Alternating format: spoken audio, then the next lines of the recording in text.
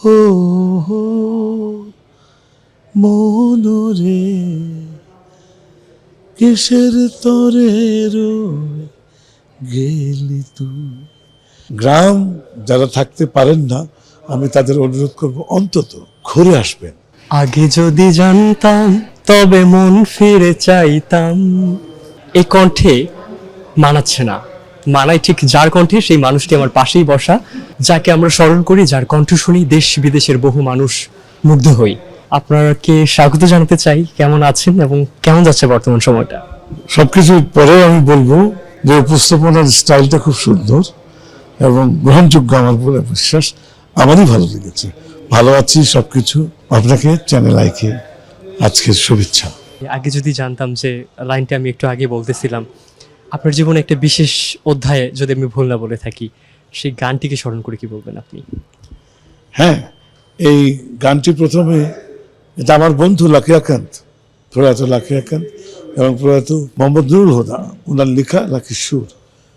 প্রথমে গানটি যখন এলোমেলো ছিল, আমি লাকি আকান্তের কণ্ঠে রাত 12টার পরে সমুদ্র সৈকতে কক্সবাজারে বসে শুনছিলাম।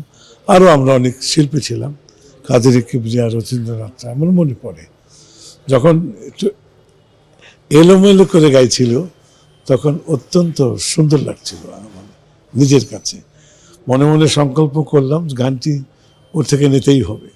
সুখ ও আনন্দের ধারায় ছোট সংসার হোক পরিবার পরিকল্পনায়, জনস্বার্থে সেন্সেশন।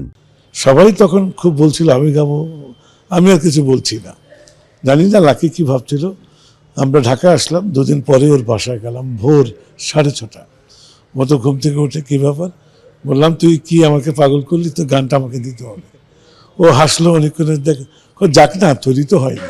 আমি বললাম রাখ না, নুরুল হুদা ভাইকে আমি ধরে আনবো, তুই খালি বল আগে গানটা শেষ করি।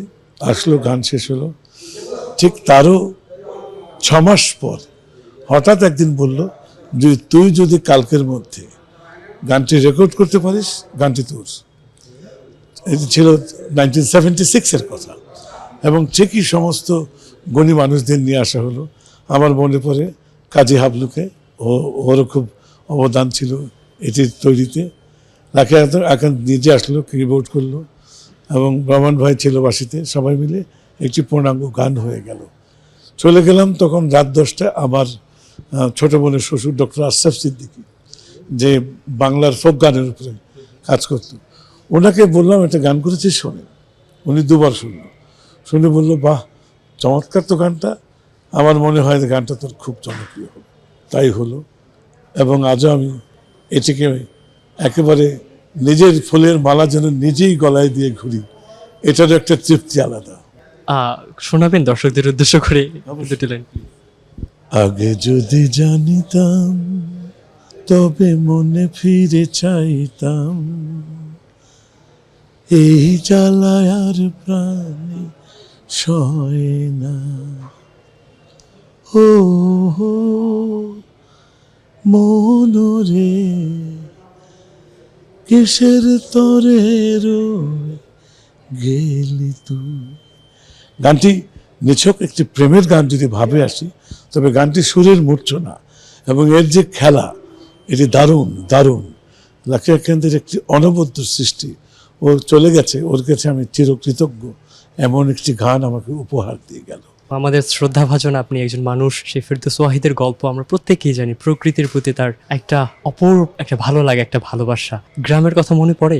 আমি তো থাকি গ্রামে, কিন্তু শুধু মনে পড়ে না, একেবারে ডিরেক্ট যাতায়াত 10-12 বছর, কিন্তু আমার গ্রামের সূচনা হয় আজ থেকে 40 বছর। মানে এই সময়ে এসে খুবই ভালো লাগে। গ্রাম যারা থাকতে পারেন না, আমি তাদের অনুরোধ করব অন্তত ঘুরে আসবেন, নিজের দেশকে উপলব্ধি করতে গিয়ে বাংলাদেশকে দেখে আসবেন এবং আমার মনে হয় আপনাদের অনেক ভালো লাগবে।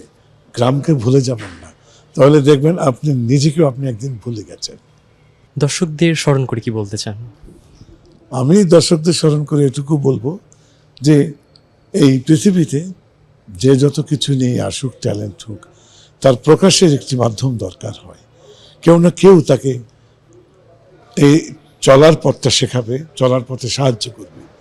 আমি বলবো সবাই আমাকে সাহায্য করেছে, সবাই খুব করেছে, কিন্তু আমাদের যে জগৎটুকুর পরিমণ্ডল, তাতে আমি দেখি চ্যানেল আই সবসময় আমাকে বিশেষ বিশেষ জায়গাতে এতটাই সহযোগিতা করেছে যে আমার জীবন আজও খুব স্মুথ চলে।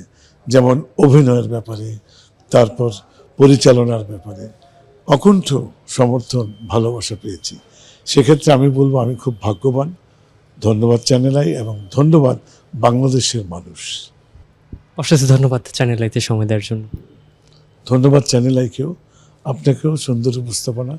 চ্যানেলের প্রতি অনুরোধ থাকবে এইভাবে যারা চলে গেছে শিল্পীদের যেন আরও এমনভাবে লালন করা হয় যেন মানুষ ভুললেও অনেক দেরিতে ভুলে।